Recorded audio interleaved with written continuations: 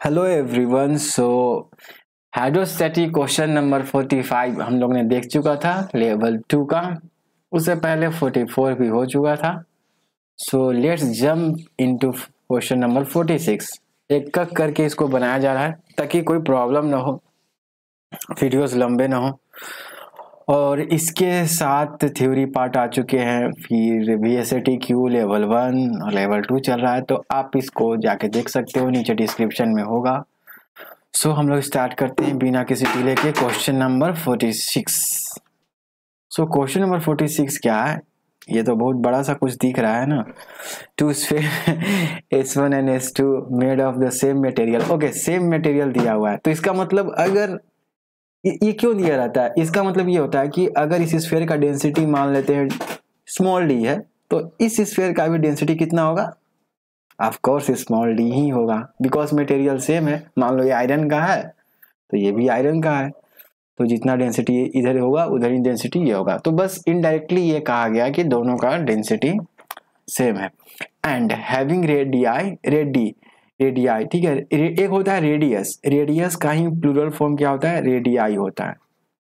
Of course ये जानते ही होंगे। तो रेडियाई 2r एंड r, तो मतलब इसका रेडियस 2r है तो इसका r है, यानी दुगना है इसका रेडियस। तो इससे एक चीज हमें ये पता चलता है, देखो, कि अगर इसका वॉल्यूम ना, इस स्फीयर का वॉल्यूम मान लेते हैं कैपिटल V है, तो बता सकते हो कि इस स्फीयर का वॉल्यूम कैपिटल V के टर्म्स में कितना होगा? बताओ, 8V होगा। क्यों? क्योंकि स्फीयर का वॉल्यूम क्या होता है? वॉल्यूम ऑफ स्फीयर क्या होता है? वॉल्यूम ऑफ स्फीयर क्या होता है? एक जनरल वॉल्यूम जो हम पूछ रहा हूँ, वॉल्यूम ऑफ स्फीयर क्या होता है? 4/3 और पाई r क्यूब। अब ध्यान दो, इसको मैंने क्या मान लिया? Capital V। लेकिन एक स्फीयर है जिसका रेडियस क्या है? 2r है। तो अगर मैं 2r है तो रेडियस की जगह मैं क्या रखूंगा? 4/3 पाई, और यहाँ 2r रख दूं, ठीक है, 2r का क्यूब। तो ये क्या हो जाएगा? 4/3। ये तो ठीक है, ये छोटे वाले का अपना हो गया, ये बड़े वाले का मैं निकाल रहा हूँ 4/3 और 8r क्यूब, ठीक है। यानी कि इसको मैं ऐसे भी लिख सकता हूँ 8 × 4/3 पाई r क्यूब। इसको मैं ऐसे भी सकता हूँ 8 × यही तो कैपिटल V है मैंने जो माना था, देख रहे हो? ठीक है, ठीक है, ध्यान दें। तो 8V हो जाएगा, यानी छोटे वाले को अगर मैं कैपिटल V वॉल्यूम मान लूँ तो बड़े वाले को 8 × V। ऐसा इसलिए सब करते हैं ताकि कैलकुलेशन लंबा न जाए। ओके, हम आसानी से कैलकुलेशन करें बिना किसी टेंशन के, ठीक है। और दोनों का डेंसिटी तो सेम है ही, तो यहाँ पर अगल बगल एक बार वॉल्यूम लिख दिया, एक बार डेंसिटी लिख दिया, इसका भी वॉल्यूम लिख दिया, डेंसिटी लिख दिया। ये किसके लिए? स्मॉल स्फीयर के लिए, ये लार्ज स्फीयर के लिए। यहाँ पर लिख सकते हो स्मॉल स्फीयर वाले के लिए। अब इसमें एक कंसेप्ट है, और ये क्या है? लार्ज स्फीयर वाले के लिए है। आई होप कि यहाँ तक क्लियर होगा। Are respectively emerging water. Okay, अब वाटर बोल दिया तो वाटर का डेंसिटी 1 ग्राम पर सेंटीमीटर क्यूब, ठीक है। जैसे ही वाटर बोला तो आपको ये ले अब कहीं वाटर का डेंसिटी तो यहाँ लिखा नहीं हुआ है कि हाँ, लेकिन आपको ले लेना है कि हाँ चलो 1 ग्राम पर सेंटीमीटर क्यूब हमको लिक्विड है। ये दोनों वाटर ही है, ठीक है, ये दोनों वाटर है। Are suspended from either end of a beam. ये बीम है, ठीक है, ये यहाँ पर हिंज लगा हुआ है। ओके, और ये कुछ लकड़ी का कुछ होगा अपना वुड का, ये लकड़ी का है, ठीक है, ये रस्सी नहीं है, ये ऊपर कुछ हार्ड ऑब्जेक्ट है, ठीक है। और इसी से एक रस्सी से, अब नीचे रस्सी है, ठीक है, इससे लटकाए हुआ है दोनों। Okay, the beam is in equilibrium when x ratio y is equal to 1:3 determine the density of the object. यानी कि अंत में हमें क्या निकालना है? d का वैल्यू निकालना है। d is equal to. सबसे पहले क्या निकालना है इस पर फोकस करो, ठीक है। इस पर मैं कैसे पहुंचूं? कोई भी क्वेश्चन आप इसको देखो कि क्या निकालना है। होता क्या कि बहुत बार हम क्वेश्चन पढ़ते तो रहते हैं, लेकिन समझ ही नहीं आता कि क्या, हम ये तो लिखते ही नहीं है कि क्या निकालना है उसमें, आगे आंसर क्या पूछ रहा है। हम सब लिख देते हैं, लेकिन ऐसे जो भी चीज निकालना है ना, उसको ऐसे लिख के इसको थोड़ा घेर दिया करो, ताकि एक लगे कि हाँ इस तक हमें पहुंचना है। अब ध्यान देते हैं कि ये बीम इक्विलिब्रियम मतलब क्या होता है कि ये बीम ना ऊपर हो रहा है ना नीचे हो रहा है। कब? जब x मान लेते हैं कि x और y का रेशियो कितना 1:3। 1:3 का मतलब कि मान लो x 1 सेंटीमीटर था तो y 3 सेंटीमीटर रह रहा है ना, तभी इक्विलिब्रियम में। इक्विलिब्रियम मतलब नो मोशन, मतलब इक्विलिब्रियम मतलब नो फोर्स है ना, नेट फोर्स जीरो। इक्विलिब्रियम मतलब नेट फोर्स जीरो, यही होता है ना। तो इसका मतलब कि ये 1 सेंटीमीटर है, x जो है वो 1 सेंटीमीटर है तो y 3 सेंटीमीटर रहेगा, ठीक है। तब ये, या फिर x 1 मीटर है y 3 मीटर रहेगा, तो ये बीम क्या है, बिल्कुल भी नहीं हिल रहा है, ना ऊपर जा रहा है ना नीचे, बिल्कुल स्थिर है, रेस्ट है, इक्विलिब्रियम में है। ओके ठीक है, तो इसीलिए हमें डेंसिटी पूछ रहा है। अब यहां से एक मैं आपको बताता हूँ, क्या फैक्ट बताता हूँ, एक बेसिक बताता हूँ आपको एक चीज, क्योंकि इस क्वेश्चन को करने में मुझे उसकी जरूरत पड़ेगी, ठीक है। मैं थोड़ा सा एक बेसिक चीज बताना चाहता हूँ यहाँ पर। जैसे ये एक डोर है मान लेते हैं, ठीक है, ये एक डोर है, मान ही लो ये एक डोर है। ओके, अब यहां पर मैं फोर्स लगाऊंगा, ये हिंज है, यहां से ये क्या है, फिक्स है, ये क्या है, फिक्स है, यहां से फिक्स है, ये फिक्स है, यहां पर फिक्स है, क्योंकि डोर दोनों तरफ तो खुला नहीं रहेगा, एक तरफ तो फिक्स ही रहेगा। अब यहां पर मैं इसे फोर्स दे रहा हूं, ठीक है, ये दूरी मान लो एल है, ठीक है। अब यहां पर मैंने फोर्स दिया तो ये दरवाजा किधर की ओर जाएगा, ये कुछ ऐसे घूमेगा इस साइड से ना, ये कैसे घूमेगा, क्लॉकवाइज। मैं अगर ऐसे फोर्स दे रहा हूं तो ये क्लॉकवाइज घूमेगा, ठीक है, क्लॉकवाइज, क्लॉकवाइज घूमने की कोशिश करेगा। लेकिन अगर मैं क्लॉकवाइज घूमने की कोशिश करेगा, लेकिन मैं चाहता हूं कि नहीं ये क्लॉकवाइज ना घूमे, मैं इसको रोक दूं और मैं L/2 पे फोर्स देना चाहता हूं। मान लो यहां पर भी मैंने फोर्स F दिया, ठीक है, तो क्या रुक जाएगा, नहीं, L/2 पे मैंने फोर्स दिया तो ज्यादा फोर्स लगाना पड़ेगा। अच्छा चलो ऐसे नहीं होगा, मैं थोड़ा सा इसको और सरल बताता हूँ, छोड़ो इसको, एकदम आसान से बताता हूँ। जब आप किनारे पर फोर्स देते हो किसी डोर पर, तो आप कम फोर्स भी दोगे ना तो ये मूव करने लगेगा, ये जो डोर है ये मूव करने लगेगा। जब आप किनारे पे फोर्स देते हो किसी डोर पे, करके देखना, तो थोड़ा भी फोर्स दोगे तो ये मूव करने लगा। लेकिन जैसे जैसे आप नजदीक आते जाते हो ना, जैसे जैसे नजदीक आते जाओगे, तो यहाँ पर मान लो मैं पहुंच गया और यहाँ पर मैंने फोर्स दिया, तो ये थोड़ा ज्यादा फोर्स देना पड़ता है। और अब मैंने यहाँ पर फोर्स दिया तो और ज्यादा फोर्स देना पड़ रहा है मुझे दरवाजे को मूव करने के लिए। ओके, तो ऐसे फोर्स जो बॉडी को रोटेशनल मोशन में लाते हैं उन्हें क्या कहते हैं, टॉर्क कहते हैं, टॉर्क, इसको ऐसे रिप्रेजेंट करते हैं बॉडी को रोटेशनल मोशन में। अब तक तो आपने न्यूटन्स लॉ ऑफ मोशन में क्या देख रहा था कि कोई ऑब्जेक्ट है, उस पर मैंने फोर्स लगाया तो ये बॉडी क्या कर रहा है, एक स्ट्रेट लाइन में जा रहा है, उसके पास अपना कुछ एक्सेलरेशन है और मास है, तो हम F=ma का यूज करके और आगे निकल जाते थे। लेकिन क्या होगा जब फोर्स देने पर कोई बॉडी घूमने लगे, तो वो फोर्स टॉर्क हो जाता है। ये पढ़ना है क्लास 11 में, लेकिन अब सिंस IIT फाउंडेशन है तो कुछ तो एक्स्ट्रा चाहिए ना। तो टॉर्क इज इक्वल टू क्या होता है, F×r होता है। वेक्टर पे अभी उतना ध्यान मत दो, मतलब वेक्टर इसलिए क्योंकि डायरेक्शन है ना, अगर ये क्लॉकवाइज आया तो एक एंटी क्लॉकवाइज भी तो होगा, तो इसीलिए ये टॉर्क एक वेक्टर क्वांटिटी है। लेकिन ज्यादा मैं डिस्कस नहीं करूंगा, बस इतना ध्यान दो कि टॉर्क क्या है, Fr। आप अभी अभी चुपचाप ऐसे लिख लो, ठीक है, चुपके से Fr लिख लो, हालांकि सही ये है, ठीक है, torque is equal to F×r, और दोनों फोर्स ये वेक्टर का सिंबल है, ठीक है। अभी आप इतना भी लिखोगे तो चलेगा, लेकिन हाँ डायरेक्शन का ध्यान आपको देना पड़ेगा, ठीक है। तो यहाँ पर ऐसा इसलिए करना पड़ रहा है मुझे क्योंकि ये जो फोर्स है ना नीचे, ये इक्विलिब्रियम में लाने की कोशिश कर रहा है। मतलब ये फोर्स से क्या कर रहा है, ये देख रहे हो, ये बीम है, ये ऊपर नीचे कर रहा है, तो ये भी एक तरह का रोटेशनल मोशन में आ जा रहा है, ठीक है, रोटेशनल मोशन में आ जा रहा है। अब मैं थोड़ा क्या करता हूँ, थोड़ा सा इसको साफ करता हूँ, 1 मिनट, क्या हो गया, ओके 1 मिनट, थोड़ा सा इसको मैं अति करता हूँ और सेव कर लेता हूँ, उसके बाद इसको रिफ्रेश करता हूँ, क्योंकि कभी कभी प्रॉब्लम आ जाता है इसमें। बस 1 मिनट, ओके। अब मैं इसको थोड़ा मिटाऊंगा, देख रहे हो, तब नहीं मिट रहा था। अब मैं क्या करूंगा, तो बेसिक हो गया। तो मैंने उसे ये सब क्यों बताया था, क्योंकि देखो इसका अपना कुछ तो मास होगा, मान लो कैपिटल एम है तो मास नीचे mg लग रहा होगा, ऊपर कुछ बायंसी लग रहा होगा, मान लो कैपिटल बी है, इसका भी अपना कुछ मास होगा, मान लो स्मॉल m है तो नीचे mg लग रहा होगा, और ऊपर मान लो बायंसी स्मॉल b लग रहा होगा। देख रहे हो बायंसी मैंने अलग अलग लिया है, मास भी अलग अलग लिया है, क्योंकि जरूरी नहीं कि बायंसी दोनों सेम लगा हो। उसके ऊपर कौन लगाएगा बायंसी? वाटर लगाएगा। क्यों? क्योंकि आर्किमिडीज प्रिंसिपल क्या कहता है? आर्किमिडीज प्रिंसिपल कि अगर कोई बॉडी पार्शियली या होली इमर्स्ड है किसी लिक्विड में तो लिक्विड एक अपवर्ड फोर्स लगाती है किसके ऊपर? उस बॉडी के ऊपर। कितनी, और उस फोर्स कितने के बराबर होती है? जितना कि वो बॉडी उस लिक्विड को डिस्प्लेस करता है उस डिस्प्लेस्ड लिक्विड के वेट के बराबर। ठीक है, क्योंकि फोर्स और वेट का जो यूनिट है वो तो सेम ही है ना। ऐसा यूनिट क्या होता है फोर्स का? न्यूटन, और वेट का भी ऐसा यूनिट न्यूटन ही होता है। तो जो डिस्प्लेस जो लिक्विड है ना उसके वेट के बराबर फोर्स लगता है उस बॉडी पर।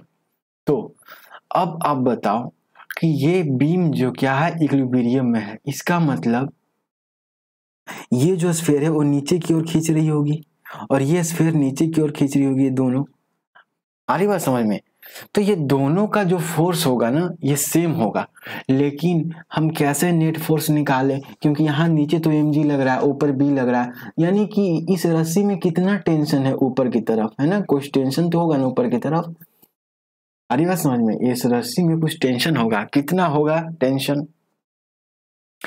उस रस्सी में टेंशन कितना होगा? तो हम इसके लिए निकालते हैं, बड़े वाले स्फीयर के लिए। थोड़ा सा लंबा जा रहा है बट वही है कि इसमें करना, ये मैंने कुछ एक्स्ट्रा बताया था, आप करके देखना अपने घर के दरवाजे पर कि किनारे पर जब आप थोड़ा सा भी फोर्स देते हो तो वो जो डोर है ना वो मूव करने लगता है, और डोर क्या होता है? मूव करने लगता है। लेकिन जैसे जैसे डोर के सेंटर पर जाओगे, मतलब जो हिंज होता है डोर का, आप ज्यादा फोर्स भी दोगे ना फिर भी दरवाजा नहीं मूव करता है, डोर मूव नहीं करता है। ठीक है, अब आते हैं कि ये जो बड़े वाला स्फीयर है और एक छोटे वाला है, तो ये आधा ही डूबा हुआ है, शायद नहीं ये पूरा डूबा हुआ है, ये पूरा डूबा हुआ है और ये आधा डूबा हुआ है। इस पर ध्यान देना कि ये स्फीयर क्या है, टेंशन मत लो, ज्यादा लंबा जा रहा है, बहुत चीज सीख के जाओगे, ये मैं गारंटी दे सकता हूँ। ठीक है, ये पूरा डूबा हुआ है तो इस पे कई लोग ध्यान नहीं देंगे इस चीज पे, और ये आधा ही डूबा हुआ है। ठीक है, ये आधा ही डूबा हुआ है। ठीक है, तो इसके ऊपर कुछ टेंशन टी लग रहा होगा, धागे में कुछ टेंशन टी होगा। ओके, टेंशन टी होगा, मान लो मैं इसको T1 लिख देता हूं, इसके ऊपर धागे में T1 होगा। और नीचे mg लग रहा होगा मास, और ऊपर फिर बायंसी भी तो होगा इसका, और इसके नीचे अपना स्मॉल mg होगा, ऊपर बायंसी भी तो होगा स्मॉल g। अब देखो यहाँ T1 जरूरी नहीं है, T2 लिख दो, हमको क्या पता है, टेंशन सेम थोड़ी हो सकता है। अब मैं T1 के लिए क्या करूंगा, mg माइनस बी कर दूं, और मास क्या होगा बड़े वाले का, तो mass equal density into volume. Density कितना है? 8v है ना, और डेंसिटी बोल रहा हूँ, वॉल्यूम कितना है बड़े वाले स्फीयर का? 8v, और डेंसिटी d है इनटू g, और माइनस बायंसी, तो बायंसी क्या होगा, वाटर का डेंसिटी 1 है तो 1, ठीक है, क्योंकि लिक्विड का डेंसिटी, और कितना टोटल स्फीयर है, तो टोटल स्फीयर वॉल्यूम के अंदर तो कितना वॉल्यूम बड़े वाले स्फीयर का पानी के अंदर है? टोटल है, तो टोटल वॉल्यूम लिख दिया 8v इंटू जी। तो यहाँ से क्या आ गया, मैं 8vg कॉमन ले लेता हूँ तो क्या बचा, d माइनस 1। ठीक है, तो यानी कि T1 बराबर क्या हो गया, d minus 1, 8vg d minus 1, ये हो गया। आप इसको इक्वेशन 1 मान सकते हो। T2 क्या हो जाएगा, स्मॉल mg माइनस b, मुझे नहीं पता T2, ठीक है, small mg mass equal density into volume, छोटे वाले स्फीयर का याद है वॉल्यूम कैपिटल V था इसलिए निकाला था, और डेंसिटी दोनों का सेम था क्योंकि सेम मटेरियल से बना था, इंटू जी माइनस बायंसी, फिर से 1 क्योंकि वाटर में है, दोनों वाटर में है, और स्मॉल v लिखेंगे क्योंकि नहीं, स्मॉल v लिखूं, गलत, स्मॉल v नहीं होगा। क्यों? क्योंकि बायंसी जब भी लिखते हैं तो ऑब्जेक्ट का उतना ही वॉल्यूम लिखते हैं जो लिक्विड के अंदर है, और इसमें क्या पूरा का पूरा वॉल्यूम, ये जो है पूरा का पूरा जो वॉल्यूम है इस छोटे वाले स्फीयर का, वो क्या वाटर के अंदर है? नहीं, केवल हाफ है, देख रहे हो, ध्यान दो, ये हाफ है, हाफ ही है, तो मैं पूरा v क्यों लिखूंगा, ठीक है। तो यहाँ पर v/2 लिख दूं इंटू जी, तो यहाँ से मैं कॉमन ले लेता हूँ vg, क्या आ जाएगा अंदर d-1/2, कॉमन ले लेता हूँ vg को बाहर ले लेता हूँ, या इक्वेशन 2। अब टॉर्क इक्वल टू मैंने क्या कहा था कि F इंटू आर, आर क्या होता है, जितना डिस्टेंस पे तुम फोर्स लगाते हो। जैसे कोई दरवाजा है और तुम यहाँ पर F फोर्स लगाया और मान लो ये दूरी R है, तो हम क्या पूछेंगे, अगर तो कितना टॉर्क लगा इसके लिए चलते, torque equal to f r कर देंगे।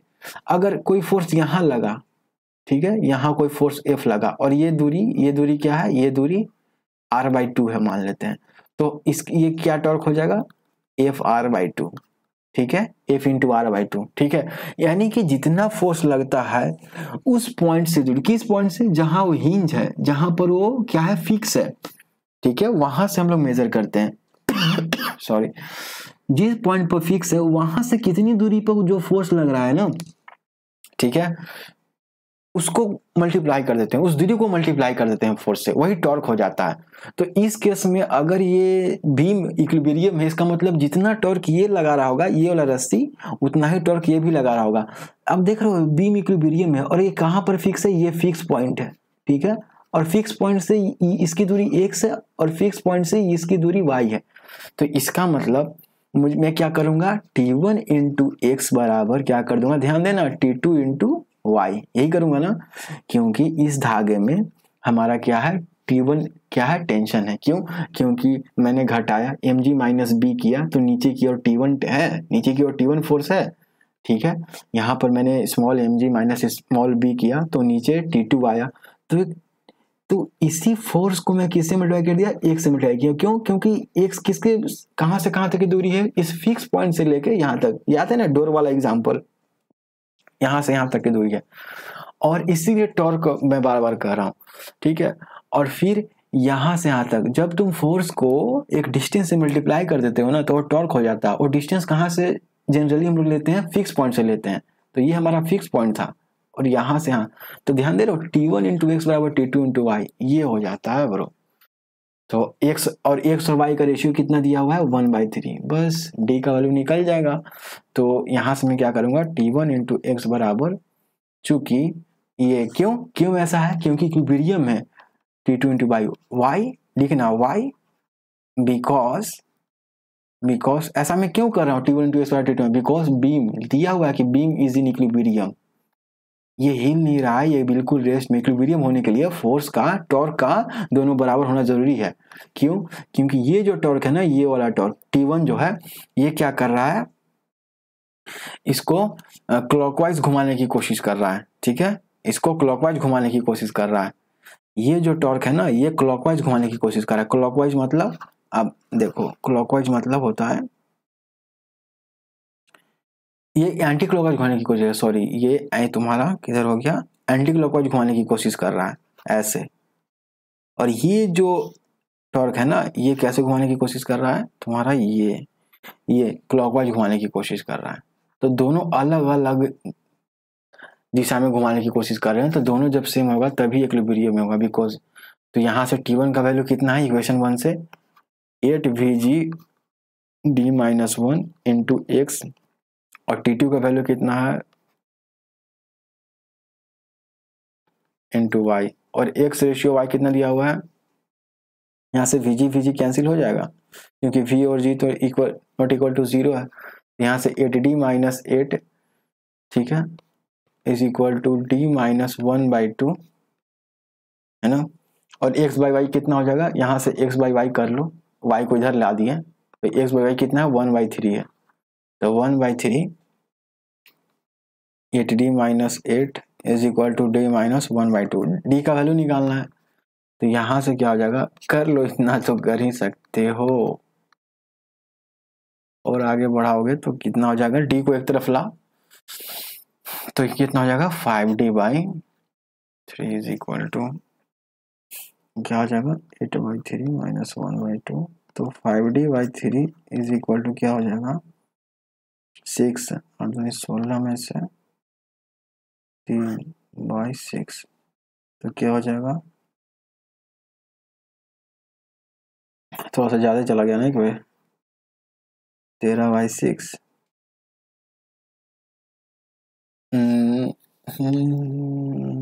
सही है।